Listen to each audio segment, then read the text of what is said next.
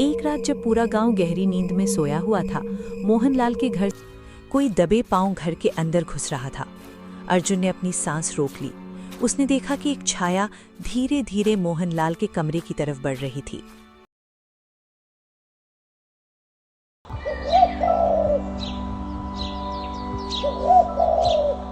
देवपुर गांव अपनी शांति और हरियाली के लिए जाना जाता था। यहाँ के लोग सीधे साधे और मेहनती थे, जिनका जीवन खेती बाड़ी और आपसी सौहार्द में बीतता था।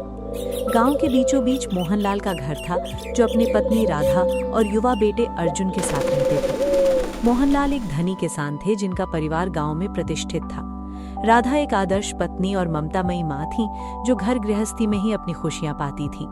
अर्जुन, उनका इकलौता बेटा, अभी शहर में अपनी उच्च शिक्षा प्राप्त कर रहा था और छुट्टियों में गांव आता था। एक रात जब पूरा गांव गहरी नींद में सोया हुआ था, मोहनलाल के घर से कुछ कीमती गहने चोरी हो गए। सुबह हुई तो ये खबर पूरे गांव में आग की तरह फैल गई। ये पहली बार था जब देवपुर में ऐसी कोई घटना घटी थी। ये क्या हो गया मोहनलाल जी? हमारे घर में चोरी किसने की होगी? मुझे क्या पता राधा, गांव में आज तक ऐसा नहीं हुआ। सारे गहने जो तुम्हारी माँ ने दिए थे सब गायब हैं। गांव के लोग इकट्ठा हो गए। सरपंच और कुछ अन्य गणमान्य व्यक्ति मोहनलाल के घर पहुंचे। मोहनलाल, हमें अफसोस है कि तुम्हारे घर में ऐसा हुआ, लेकिन ये कैसे संभव है? हमारे गांव में तो कोई चोर नहीं है। सरपंच जी, चोर नहीं है तो ये गहने अपने आप तो गायब नहीं हुए होंगे ना। कोई तो है जो घर में घुसा। लेकिन मोहनलाल, घर में सेंध लगने का कोई निशान भी तो नहीं है। ताले नहीं टूटे, खिड़कियां बंद थीं। राधा को कुछ याद आया। मुझे लगता है मैंने पिछली रात किसी की आहट सुनी थी। आधी रात को मुझे लगा कोई घर में है, लेकिन मैंने सोचा मेरा वहम होगा। तो तुमने उसी वक्त क्यों नहीं बताया? तुमने ध्यान क्यों नहीं दिया? मैं डर गई थी। मुझे लगा आप ही होंगे। सब एक दूसरे को देखने लगे। संदेह का एक हल्का सा बीज उनके मन में पनपने लगा। कुछ दिनों बाद गांव के एक और प्रतिष्ठित व्यक्ति लालाजी के घर से कुछ नकद पैसे चोरी हो गए। इस बार भी कोई सेंध नहीं थी, कोई निशान नहीं था। ये क्या हो रहा है सरपंच जी? पहले मोहनलाल के यहाँ, अब मेरे यहाँ। ये कोई आम चोर नहीं है। हमें समझ नहीं आ रहा लाला जी। हमने हर तरफ पहरा भी लगवाया है, फिर भी। मोहनलाल और राधा के घर पर फिर से चर्चा चल रही थी। ये चोर तो किसी को भी नहीं छोड़ रहा। हमें सावधान रहना होगा मोहनलाल जी। हाँ, लेकिन किससे सावधान रहें जो दिख ही नहीं रहा?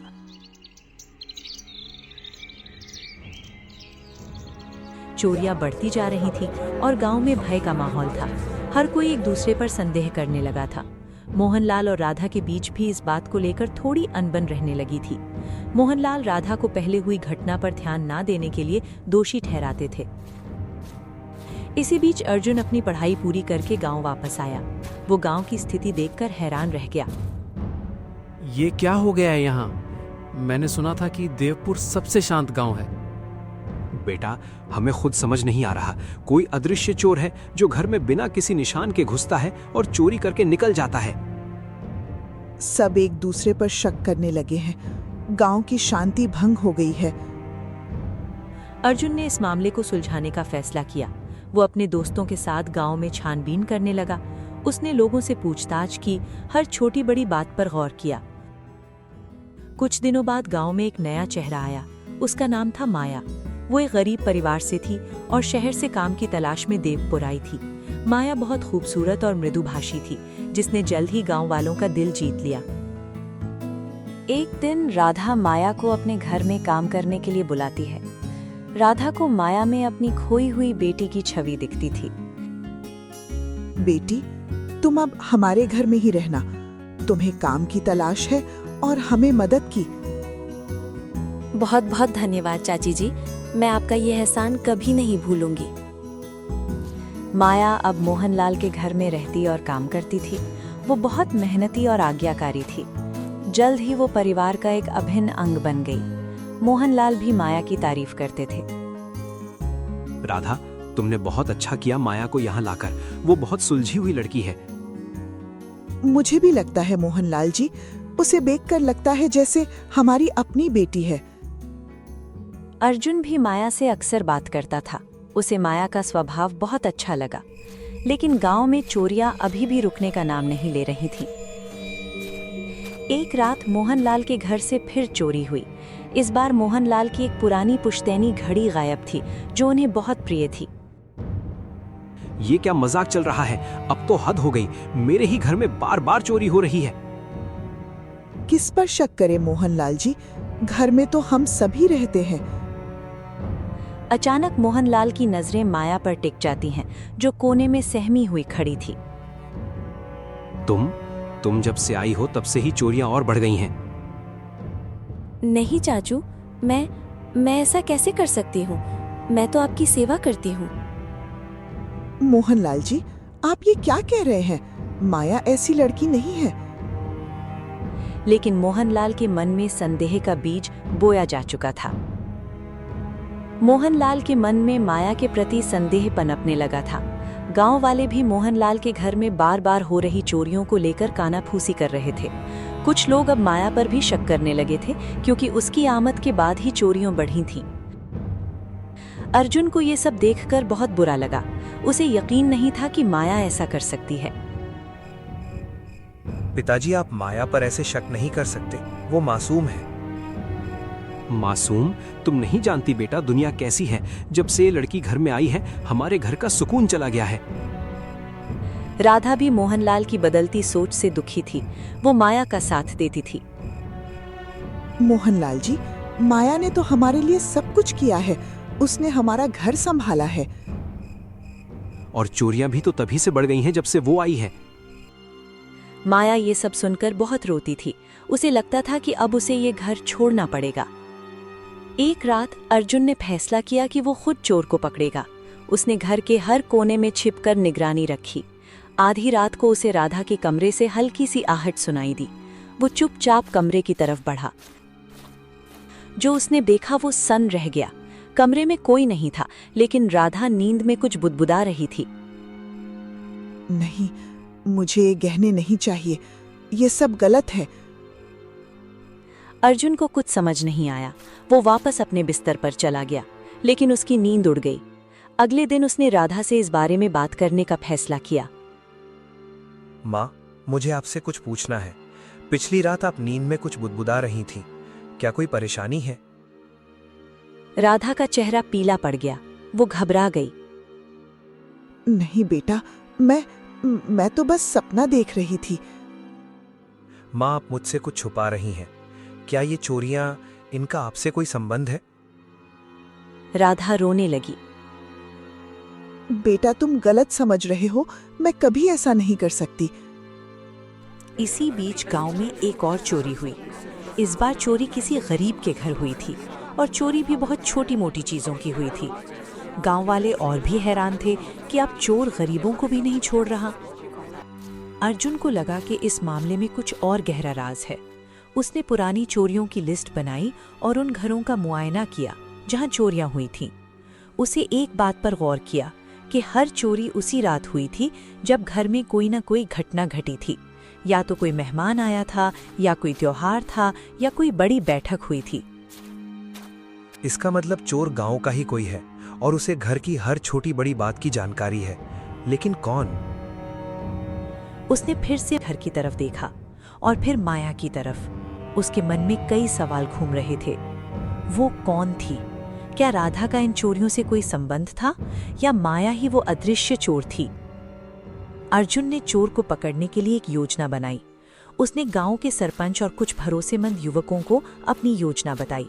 उसने फैसला किया कि वे अगली चोरी को होने देंगे, लेकिन चोर को रंगे हाथ पकड़ेंगे। एक रात अर्जुन ने अपने माता पिता के कमरे में कुछ कीमती चीजें जानबूझकर रखीं और फिर घर के बाहर छिपकर निगरानी करने लगा। गांव के युवक भी अलग अलग जगहों पर छिप गए। आधी रात को उसे एक हल्की सी आहट सुनाई दी। कोई दबे पांव घर के अंदर घुस रहा था। अर्जुन ने अपनी सांस रोक ली। उसने देखा कि एक छाया धीरे धीरे मोहनलाल के कमरे की तरफ बढ़ रही थी। जब वो छाया कमरे में घुसी, अर्जुन और उसके साथियों ने तुरंत उस पर धावा बोल दिया। उन्होंने चोर को पकड़ लिया, लेकिन जो चेहरा उन्होंने देखा वो सबके लिए चौंकाने वाला था। चोर कोई और नहीं बल्कि राधा थी। माँ, आप ये सब क्यों कर रही थी? राधा रो रही थी। उसके चेहरे पर शर्मिंदगी और पछतावा साफ दिख रहा था। मोहनलाल और गांव वाले भी वहां इकट्ठा हो गए थे। मोहनलाल को अपनी आंखों पर यकीन नहीं हो रहा था। राधा, ये क्या है? तुमने हमारे घर में चोरियां की? मुझे माफ कर दो मोहनलाल जी, मुझे माफ कर दो अर्जुन। सरपंच और गांव वाले भी हैरान थे। कोई सोच भी नहीं सकता था कि राधा, जो इतनी नेक और धर्मपरायण महिला थी, ऐसा कर सकती है। राधा, तुम ये सब क्यों कर रही थी? तुम्हें किस चीज की कमी थी? राधा ने अपनी कहानी बताई और वो कहानी सबके लिए दर्दनाक थी। बात ये है, कुछ महीने पहले गांव में एक साधु आया था। उसने मुझे बताया कि मेरे बेटे अर्जुन के जीवन पर एक बहुत बड़ा खतरा है। उसने कहा कि अगर मैं गांव के कुछ लोगों के घरों से चीजें चोरी करके उसे नहीं दूंगी तो अर्जुन की जान चली जाएगी। उसने मुझे डराया कि अगर मैंने किसी को बताया तो अर्जुन की जान तुरंत ले ली जाएगी। ये सब झूठ है। तुम किस साधु की बात कर रही हो? ये सब अंधविश्वास है।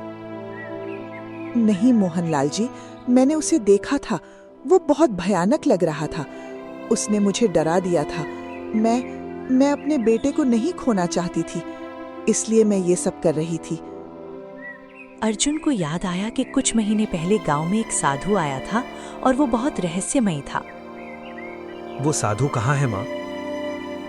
उसने कहा था कि मैं उससे अगली चोरी के बाद जंगल के पास मिलूं। अर्जुन को समझ आ गया, ये सब उस साधु की चाल थी। वो अदृश्य चोर राधा नहीं थी, बल्कि वो साधु था जिसने राधा को अपने जाल में फंसा लिया था। अर्जुन ने तुरंत कुछ गांव वालों के साथ जंगल की तरफ कूच किया। वहां उन्होंने उस साधु को पकड़ लिया। वो साधु कोई और नहीं बल्कि एक शातिर ठग था, जो गांव वालों के अंधविश्वास का फायदा उठा रहा था। उसने राधा को डरा धमकाकर चोरियां करवाई थीं। पुलिस को बुलाया गया और साधु को गिरफ्तार कर लिया गया।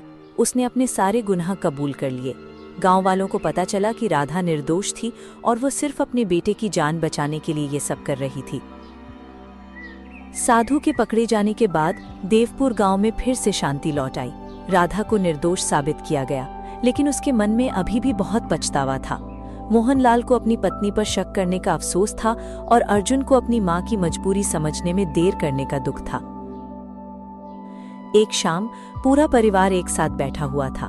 सूरज ढल रहा था और उसकी किरणें घर में शांति बिखेर रही थीं। मुझे माफ कर दो, मेरी वजह से तुम सबको कितनी परेशानी हुई। राधा, तुम्हें माफ करने की कोई जरूरत नहीं है। गलती मेरी थी। मैंने तुम पर शक किया। तुम्हें अकेले इतना सब सहना पड़ा।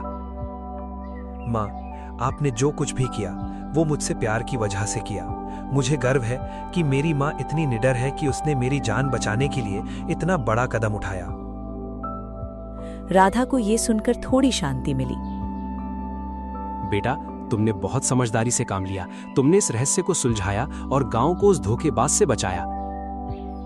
पिताजी, ये तो मेरा कर्तव्य था, लेकिन इस घटना से मुझे एक सीख मिली है। क्या सीख बेटा?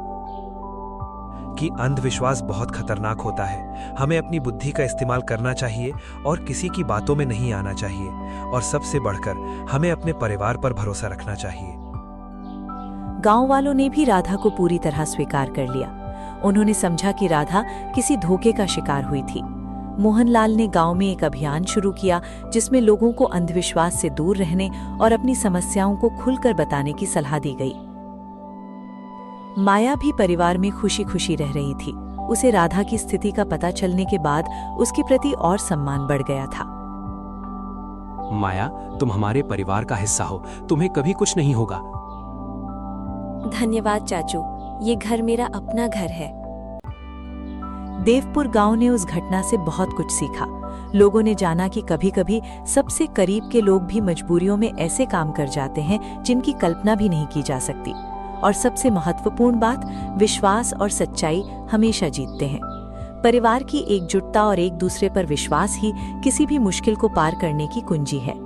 राधा, मोहनलाल और अर्जुन ने इस घटना से और मजबूत रिश्ता बनाया और उनका परिवार गांव के लिए एक आदर्श बन गया। अंधविश्वास मनुष्य को भ्रमित कर सकता है और डर इंसान से कुछ भी करवा सकता है। हमें हमेशा तर्क और बुद्धि से काम लेना चाहिए और परिवार में विश्वास और संवाद बनाए रखना चाहिए ताकि कोई भी व्यक्ति अकेला महसूस ना करे और किसी भी मुश्किल में खुलकर बात कर सके। सत्य की जीत निश्चित है, भले ही उसमें समय लगे।